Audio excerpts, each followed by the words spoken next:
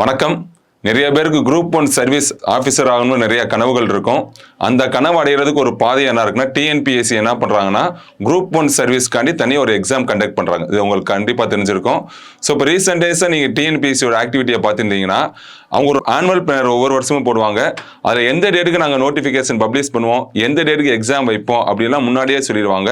அதே மாதிரி சொன்ன டேட்டுக்கு கரெக்டாக நோட்டிஃபிகேஷனை பப்ளிஷ் பண்ணவும் செஞ்சாங்க, அதே டேட்டுக்கு எக்ஸாமை கண்டக்ட் பண்ணவும் செஞ்சாங்க. சரிங்களா? ஸோ இதே மாதிரி 2025ல் குரூப் 1 எக்ஸாம் இருக்குல்ல, ஸோ இப்போ பார்த்தீங்கன்னா, ஸோ இது வந்து டிஎன்பிஎஸ்சியோட ஆனுவல் பிளானர் 2025ல் ஏப்ரல் 1, அதாவது நெக்ஸ்ட் மந்த் என்ன பண்ண போகிறாங்கன்னா, குரூப் 1 வந்து நோட்டிஃபிகேஷன் பப்ளிஷ் பண்ண போகிறேன்னு சொல்கிறாங்க. இப்போ ரீசெண்ட் டேஸாக அவங்களோட ஆக்டிவிட்டி படி என்னன்னா, கண்டிப்பாக ஏப்ரல் 1 அவங்க நோட்டிஃபிகேஷன் பப்ளிஷ் பண்ணிடுவாங்க. சரிங்களா? ஸோ பப்ளிஷ் பண்ணதுலேருந்து கரெக்டாக பாருங்களேன், ஜூன் 15 என்னன்னா எக்ஸாம்னு அவங்க சொல்லிட்டாங்க. சரிங்களா? அப்போ ஏப்ரல் மே 2 மாதம், அது போக எத்தனைன்னா ஜூன் மாதத்தில் ஒரு 15 நாள் கிட்டத்தட்ட இதுக்கு பிட்வீன் கேப் எத்தனைன்னா ஒரு 75 டேஸ் இருக்குது. சரிங்களா? ஸோ இன்னைக்கு மார்ச் மாதம். ஸோ இன்னிலேருந்து நம்ம ப்ரிப்பரேஷன் நம்ம பண்ணால் கூட என்னன்னா, நம்ம ஈஸியாக இந்த எக்ஸாமை கிராக் பண்ண முடியுமான்னு பார்த்தா முடியும். சரிங்களா? அதுக்கு ஒரு ஸ்ட்ராட்டஜி இருக்குது. ஸோ அது என்னன்னு பார்த்துக்கலாம். ஸோ அதுக்கு முன்னாடி டிஎன்பிஎஸ்சி சிலபஸ் ஒரு வாட்டி போய் பார்த்துலாம். சரிங்களா? ஸோ டிஎன்பிஎஸ்சியோட அஃபீஷியல் சிலபஸ் வெப்சைட் போனீங்கன்னு வச்சுக்கோங்க, அதை நீங்கள் டவுன்லோட் பண்ணலாம். சரிங்களா? ஸோ அதை டவுன்லோட் பண்ணிடுங்க. ஸோ இதுதான் என்னன்னா, டிஎன்பிஎஸ்சி குரூப் 1 ப்ரிலிம்ஸ் எக்ஸாமுக்கான சிலபஸ் கொடுத்தது. சரிங்களா? ஸோ இதில் பார்த்தீங்கன்னு வச்சுக்கோங்க, ஸோ இந்த சிலபஸ் வந்து என்னன்னா, டிஎன்பிஎஸ்சி வந்து குரூப் 1ஓட ப்ரிலிம்ஸ்காண்டி விட்டுருக்காங்க. சரிங்களா? ஸோ இதில் பார்த்தீங்கன்னா, இதுக்கு முன்னாடி வரைக்கும் பார்த்தீங்கன்னு வச்சுக்கோங்க, இப்போ உதாரணத்துக்கு பாலிட்டியில் அவங்க கொடுக்குறாங்கன்னு வச்சுக்கோங்க, சிலபஸில் இருந்துச்சுன்னா அவங்க பாலிட்டியில் எத்தனை கொஸ்டின்ஸ் கேட்பாங்கன்னு நம்மளுக்கு தெரியாது. ஒரு டைம் வந்து 35 கேட்பாங்க, ஒரு டைம் 28 கேட்பாங்க, சம்டைம்ஸ் 39 கூட கேட்பாங்க. ஸோ எத்தனை கொஸ்டின் கேட்பேன்னு இது வரைக்கும் டிஎன்பிஎஸ்சியில் வந்து நம்மளுக்கு ப்ரிடிக்ட் பண்ண முடியாது. ஆனால் நம்ம என்னது, இது வெயிட்டேஜ் இருக்குன்னு நம்ம படிச்சுட்டு போவோம். ஆனால் இந்த டைம் அவங்க என்ன பண்ணியிருக்காங்கன்னா, வெயிட்டேஜ் கொடுத்துட்டாங்க. ஜென்ரல் சயின்ஸ்ன்னு நான் கேட்டேன்னா எத்தனை கொஸ்டின் கேட்பேன்? 10 கொஸ்டின் கேட்பேன். ஜியாகிரபின்னு கேட்டால் எத்தனை? 10 கொஸ்டின் தான் கேட்பேன். ஸோ அப்போ அவங்க என்ன பண்ணுறாங்கன்னா, ஒவ்வொரு சிலபஸுக்கும் என்னது செப்பரேட்டாக என்னென்ன படிக்கணுன்றது மட்டும் கொடுக்காம, அந்த டாப்பிக்கில் நான் எத்தனை கொஸ்டின்ஸ் எல்லாம் கேட்பேன்னு அவங்க என்னது தனியாக சொல்லிட்டாங்க. சரிங்களா? ஸோ இது வந்து நம்மளுக்கு ஒரு நல்ல ஒரு விஷயம். சரிங்களா? எதை படிக்கணுன்றத ஒரு ஸ்ட்ராட்டஜியை நம்ம வந்து என்னன்னா, இது மூலமாக நம்ம என்னது பார்த்துக்கலாம். தமிழ் சொசைட்டியில் பார்த்தீங்கன்னா எத்தனை கொஸ்டின்? 40 கொஸ்டின்ஸ் இருக்குது. சரிங்களா? ஸோ இப்போ பாருங்க, ப்ரிலிம்ஸை நம்ம எப்படி கிராக் பண்ணுறது? சரிங்களா? ப்ரிலிம்ஸை நம்ம கிராக் பண்ணாதான் அடுத்து மெயின்ஸ் இருக்குது, அதுக்கப்புறம் இன்டர்வியூ இருக்குது. ஸோ நம்ம மெயின்ஸ் போகணும்னா கண்டிப்பாக என்னன்னா ப்ரிலிம்ஸை கிராக் பண்ணணும். ஸோ அதுக்கு நம்ம என்ன ஸ்ட்ராட்டஜி பண்ணணுன்றதை நான் சொல்கிறேன், ஃபாலோ பண்ணுங்க. ஸோ அப்போ டிஎன்பிஎஸ்சியோட சிலபஸில் பார்த்தீங்கன்னா இதுதான் அவங்க கொடுத்த சப்ஜெக்ட், யார் யார் என்னென்ன படிக்கணும்னு சொல்லியிருக்காங்க. ஸோ இப்போ ப்ரிலிம்ஸ் அவங்க கொடுத்த சிலபஸ் படி பார்த்தா என்னென்ன டாபிக் எல்லாம் கவர் ஆகுதுன்னா, maths, polity, Indian economy and Tamil Nadu administration, Tamil society, history, Indian national movement, geography, Indian geography, and last பார்த்தீங்கன்னா ஜென்ரல் சயின்ஸ். சரிங்களா? ஸோ நம்ம இதில் பார்த்தீங்கன்னு வச்சுக்கோங்க, மேக்ஸில் 25, பாலிட்டியில் 40, economics and Tamil Nadu administration 50, Tamil சொசைட்டியில் 40. இப்போ நம்ம பார்த்தோம்ல, ஒவ்வொரு சப்ஜெக்ட்லையும் நான் எவ்வளோ கொஸ்டின்ஸ் கேட்பான்னு ஒரு வெயிட்டேஜ் கொடுத்துருந்தாங்களே. ஸோ அதை படி பார்க்குறப்ப இந்த மாதிரியெல்லாம் இருக்குது. சரிங்களா? ஸோ நீங்கள் ப்ரிலிம்ஸ் நீங்கள் கிராக் பண்ணணும்னு வச்சுக்கோங்களேன், லாஸ்ட் டைம் கடைசி குரூப் 1 ப்ரிலிம்ஸ் கிளியர் பண்ணுறதுக்கு பேசிக்காக, சரிங்களா, ஸோ 145, சரிங்களா, 145 வச்சவங்க மேக்ஸிமம் என்ன பண்ணாங்கன்னா குரூப் 1 ப்ரிலிம்ஸ் கிளியர் பண்ணாங்க, இன்க்ளூடிங் மீ. சரிங்களா? நான் 145 கொஸ்டின்ஸ் அடித்தேன். ஸோ நான் என்னன்னா ப்ரிலிம்ஸ் கிளியர் பண்ணேன். ஸோ என் நண்பர்கள் நிறைய பேர் 145, 146, 150 அவங்கலாம் போட்டவங்க ப்ரிலிம்ஸ் கிளியர் பண்ணாங்க. சரிங்களா? ஸோ அது படி பார்க்குறப்ப நம்மளோட டார்கெட் 145 ஆனால் பார்த்தா இல்லை. சரிங்களா? நம்ம அட்லீஸ்ட் அது ஒரு 150+ அந்த கொஸ்டின்ஸ் நம்ம அடிக்கிறதுக்கு நம்ம என்ன பண்ணணும்னா நம்ம படிக்கணும். சரிங்களா?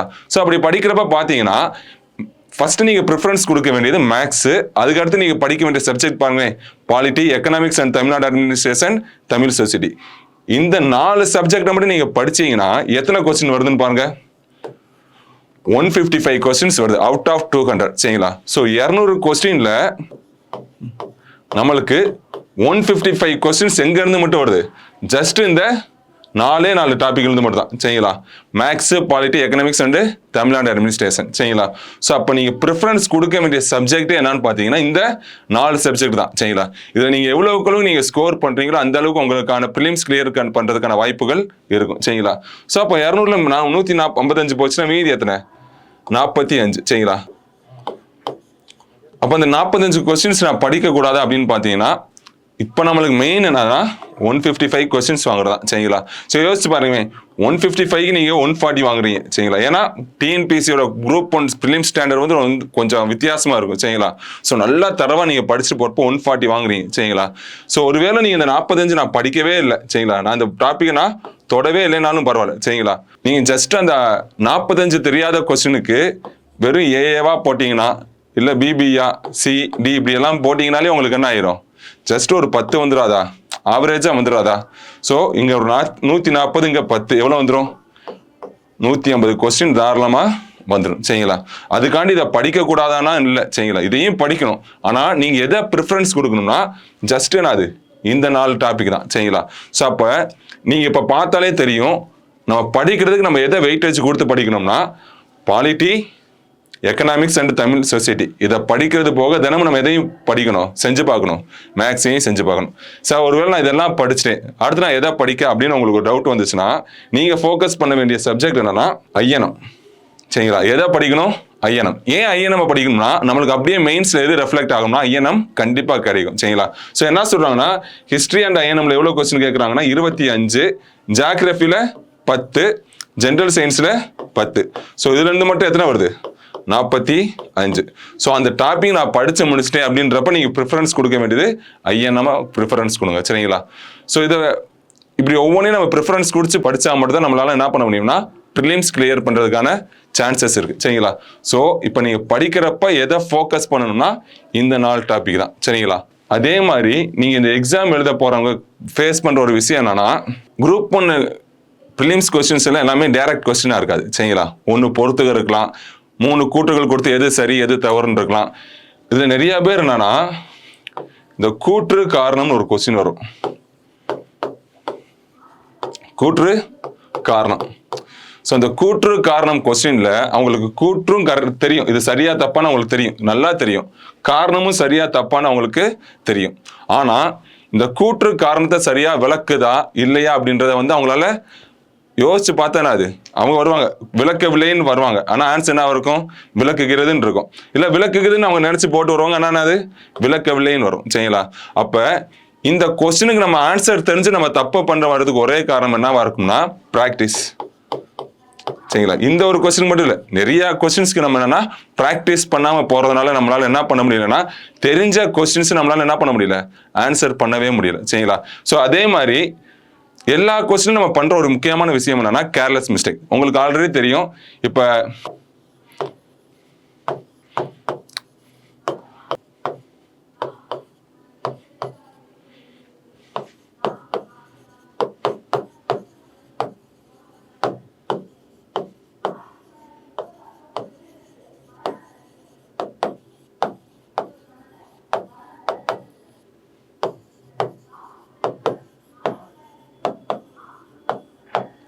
ஸோ இப்போ என்னன்னா நம்மளுக்கு தெரியும் ரவி ராஜின் வயது என்னன்னா இன்னைக்கு டேட்டுக்கு என்னது 10:15 சொல்றாங்க சரிங்களா. கொஸ்டின் பார்த்தீங்கன்னா ரவி ராஜின் வயது 10:15 சரிங்களா. உங்களுக்கு அங்கே என்ன கொஸ்டின் வரும்னா 5 ஆண்டுகளுக்கு பின் ராஜ் ரவியின் வயது என்ன விகிதமாக இருக்கும், ரேசியோவா இருக்கும்னு கேட்டா நம்ம என்ன பண்ணுவோம், ஸோ ரவியோட வயசு 10, ராஜோட வயசு 15. அப்போ 5 வருஷம் கழிச்சுன்னா என்னவா இருக்கும், ஸோ நம்ம ரெண்டையுமே 5 கூட்டுவோம். ஏன்னா 5 வருஷம் ஆகிறப்ப அது 10 வயசு இருக்கவனுக்கு 5 கூடனா 15, 15 வயசு இருக்கவனுக்கு 5 கூடனா 20. ஸோ இப்படிதான் இருக்குங்களா. அப்போ நம்ம என்ன பண்ணுவோம், சிம்பிளிஃபிகேஷன் பண்ணி 3:4 போட்டு வரும் சரிங்களா. ஆனால் அந்த 3:4 சரியான்னு பார்த்தா தப்பா இருக்கும். ஏன்னா கொஸ்டின்ல அவன் ரவி ராஜுன்னு கொடுத்து எப்படி கேட்பான், ராஜ் ரவியின் வயது விகிதம் என்னன்னு கேட்டிருப்பான் புரியுதுங்களா. அப்ப ராஜோட வயது விகிதம் பாருங்க, ராஜோட வயது விகிதம் என்னது 4ஆவும், ரவியோட வயது விகிதம் என்ன இருக்குன்னா 3ஆவும் இருக்கும் சரிங்களா. ஸோ இது ஒரு சிம்பிள் கொஸ்டின், ஆனால் ஒழுங்காக நம்ம முழுசாக ரீட் பண்ணாதனால நம்ம என்ன பண்ணுவோம்னா கேர்லெஸ் மிஸ்டேக் பண்ணுவோம் சரிங்களா. ஸோ இந்த கேர்லெஸ் மிஸ்டேக்கு தெரிஞ்ச கொஸ்டினை நம்ம தப்பாக பண்ணுறதுக்கு ஒரே ரீசன் என்னவா இருக்கும்னா ப்ராக்டிஸ் பண்ணாமல் போகிறதா சரிங்களா. ஸோ நீ எக்ஸாம்ஸ்க்கு முன்னாடி நீ எவ்வளோக்கு அளவு ப்ராக்டிஸ் பண்ணிட்டு போறீங்கன்னா அந்த அளவுக்கு உங்களுக்கு என்னன்னா எக்ஸாம் கால கான்ஃபிடென்ட் வரும், கேர்லெஸ் மிஸ்டேக் பண்ண மாட்டீங்க, கரெக்டான கொஸ்டின் உங்களுக்கு தெரிஞ்ச ஆன்சரை கரெக்டாக நீங்கள் போட்டு வரீங்க சரிங்களா. ஸோ அப்போ நீங்கள் ஏதாவது ஒரு கொஸ்டின்ஸை நீங்கள் என்ன பண்ணணும்னா ப்ராக்டிஸ் பண்ணணும். ஸோ இப்போ நம்ம அகாடமி என்ன பண்ணியிருக்காங்கன்னா லீடர் டெஸ்ட் சீரிஸ்னு ஒரு டெஸ்ட் சீரிஸ் போட்டிருக்காங்க. ஸோ இந்த டெஸ்ட் சீரிஸோட பர்பஸே என்னன்னா, நீங்க நல்லா கவனிச்சிங்கன்னு வச்சுக்கோங்க, எது முக்கியமான டாபிக் நம்ம பார்த்தோம், so polity, economics, Tamil society, இது முக்கியமான டாபிக். அதுபோக யார் இருக்கா? மேக்ஸ். ஸோ நாங்கள் எப்படி டெஸ்ட் சீரிஸ் உருவாக்கியிருக்கோம்னா, இதை மெயினாக நாங்கள் என்னென்னா கான்சென்ட்ரேட் பண்ணுறோம். சரிங்களா? மற்றதை கான்சென்ட்ரேட் நீங்கள் பண்ணலைன்னா அதையும் நாங்கள் பண்ணுறோம். ஆனால் இப்போ இருந்தே நாங்கள் என்ன பண்ணுறோம்னா, இந்த டாப்பிக்லேருந்து அது நீங்கள் படித்து ஸ்டார்ட் பண்ணி டெஸ்ட் போட போட போட ஆட்டோமேட்டிக்காக உங்களால் என்ன பண்ண முடியுமா, நீங்கள் எப்போ இந்த தமிழ் சொசைட்டி நீங்கள் டெஸ்ட்டு முடிக்கிறீங்களோ ஆட்டோமேட்டிக்காக உங்களுக்கு என்னன்னா இந்த சப்ஜெக்ட் மேலே உங்களுக்கு ஒரு நம்பிக்கை வந்துடும். சரிங்களா? இந்த சப்ஜெக்ட் மேலே உங்களுக்கு நம்பிக்கை வந்துடும். ஸோ தன்னால் நீங்கள் இந்த எக்ஸாம் மற்ற டாப்பிக்கை நீங்கள் படிக்கிறப்போ உங்களை அறியாமல் நீங்கள் என்ன பண்ணுவீங்கன்னா, இதை ரீகால் பண்ணி அந்த சப்ஜெக்டில் நீங்கள் என்னன்னா உங்களை ஸ்ட்ராங் ஆக்குவீங்க. சரிங்களா? ஸோ நம்ம டெஸ்ட் சீரிஸை பற்றி பார்த்துருவோம். ஸோ இப்போ நம்ம அகாடமி லீடர்ஸ்னு ஒரு டெஸ்ட் சீரிஸ் போட்டிருக்காங்க. சரிங்களா? குரூப் 1 2025க்குன்னு. ஏன் இந்த டெஸ்ட் சீரிஸ்? சரிங்களா? ஸோ இப்போ பாருங்கள், நம்ம ஆல்ரெடி நம்ம சொல்லிட்டேன். சரிங்களா? என்னது, நம்ம என்னென்ன டாபிக் படிக்கணும்? மேக்ஸு, பாலிட்டி, ஏன்னா மேக்ஸ் எத்தனை 25, 40, எக்கனாமிக் அண்ட் தமிழ்நாடு அட்மினிஸ்ட்ரேஷனில் 50, லாஸ்ட்டு தமிழ் சொசைட்டி. ஸோ இதில் 40. இதை மட்டும் நம்ம ஃபோக்கஸ் பண்ணாலே எவ்வளோ வந்துருச்சுன்னு பார்த்தோம்? 155 கொஸ்டின்ஸ் வந்துருச்சுன்னு பார்த்தோம். ஸோ நம்ம ரொம்ப ப்ரிஃபரன்ஸ் கொடுக்க வேண்டிய சப்ஜெக்ட் என்னன்னா இந்த 4 சப்ஜெக்ட் நம்ம ஆல்ரெடி பார்த்தாச்சு. ஸோ இப்போ பாருங்களேன், ஸோ நம்ம அகாடமியில் பொறுத்தளவு ரொம்ப இம்பார்ட்டன்ஸ் கொடுக்குறது என்னன்னா இந்த 4 சப்ஜெக்ட். சரிங்களா? ஸோ பார்த்தீங்கன்னா இந்தியன் பாலிட்டிக்கு மட்டும் எத்தனை டெஸ்ட்னா 6 test. So economic, cultural, Tamil சொசைட்டிக்கு மட்டும் பார்த்தீங்கன்னா தெரியும் அதிகமான டெஸ்ட் போட்டிருக்காங்க. சரிங்களா? ஸோ எப்படி போட்டிருக்காங்கன்னா, சிலபஸ் மொத்தமாக இருக்கிறத சின்ன சின்ன பார்ட்டாக பிடிச்சி அதை நீங்கள் ஃபஸ்ட்டு கம்ப்ளீட் பண்ணதுக்கப்புறம் ஃபுல்லானது ஒரு ஃபுல் டெஸ்ட். சரிங்களா? ஸோ சிலபஸ் 4ஆக பிரிச்சிருக்காங்க. 4ஆக பிரிச்சது என்ன பண்ணியிருக்காங்க, கம்ப்ளீட்டாக நீங்கள் ரீவைஸ் பண்ணுன்றதுக்காண்டி ஒரு ஃபுல் டெஸ்ட் போட்டிருக்காங்க. அது போக ஸ்கூல் புக்கை நீங்கள் என்ன பண்ணணும்னா நல்லா தரவாக படிக்கணுன்றதுக்காண்டி ஒரு ஹோம் டெஸ்ட்டும் போட்டிருக்காங்க. சரிங்களா? ஸோ இந்த டெஸ்ட்டோட பெனிஃபிட் இது மட்டுமான்னு பார்த்தீங்கன்னா இல்லை. ஸோ நம்மளுக்கு டைம் மேனேஜ்மெண்ட் ரொம்ப ரொம்ப முக்கியம். சரிங்களா? ஸோ டெஸ்ட் என்னைக்கு ஆரம்பிக்குதுன்னு பாருங்க. ஸோ டெஸ்ட் ஆரம்பிக்கிறதுனா 12ஆம் தேதி. சரிங்களா? ஸோ 12ஆம் தேதி மார்ச் மாதம் ஆரம்பிக்கிறாங்க. ஸோ இந்த இதில் ஃபஸ்ட்டு என்னது, இந்தியன் பாலிட்டியும் எல்லா டெஸ்ட்லையும் மேக்ஸ் கவர் ஆகும். சரிங்களா? ஸோ இந்தியன் பாலிட்டியில் ஃபஸ்ட்டு ஆரம்பிக்கிறாங்க. ஸோ அடுத்து பார்த்தீங்கன்னா செகண்ட் என்னவா இருக்கு, 6 டெஸ்ட் முடிச்சோடனே அடுத்து எதை ஃபோக்கஸ் பண்ணுறாங்கன்னா Indian economy and Tamil Nadu administration. So அது முடிச்சதுக்கப்புறம் பாருங்க, ஸோ அடுத்து என்னன்னா தமிழ் சொசைட்டி எப்போ முடியுதுன்னா 14வது டெஸ்ட்டு. ஸோ மார்ச் 22ஆம் தேதி. ஸோ இப்போ டெஸ்ட்டை எப்போ ஆரம்பிக்கிறாங்க, 12/3/2025 ஆரம்பிச்சு சரிங்களா எப்போ முடிச்சிடுறாங்க, ஏப்ரல் 22. சரிங்களா? ஸோ மொத்தம் வெறும் 43 நாளே என்ன பண்ணிடுறாங்கன்னா அந்த 4 டாபிக் என்னன்னா டெஸ்ட் மூலமா உங்களுக்கு கவர் பண்ணிட்டாங்க. சரிங்களா? ஸோ ஃபர்ஸ்ட் டெஸ்ட் சரிங்களா 12ஆம் தேதியிலேருந்து நம்மளுக்கு என்னைக்கு எக்ஸாம் சொல்லியிருக்காங்க, ஜூன் 15 குரூப் 1 எக்ஸாம். ஸோ மொத்தம் இன்பிட்வீன் எவ்வளோ டேஸ் இருக்குன்னா 25 டேஸ். ஸோ இந்த 95 நாள் உங்களுக்கு டைம் இருக்குதுல, முதல் 43 நாளே நீங்க என்ன டாபிக் முடிச்சிருங்கன்னா 3 மேஜர் டாபிக்கை தரவா முடிச்சிருங்க இந்த டெஸ்ட் போடுறப்ப. Polity, Indian economy and Tamil Nadu administration, அடுத்து லாஸ்ட் தமிழ் சொசைட்டி. வெறும் 3 சப்ஜெக்ட் நீங்க எத்தனை நாள் முடிச்சிட்டீங்க, 43 நாட்களை. இது போக மேக்ஸ்ல மட்டும் நீங்க என்னன்னா கொஞ்சம் ஒரு 70% நீங்க முடிச்சிருப்பீங்க. சரிங்களா?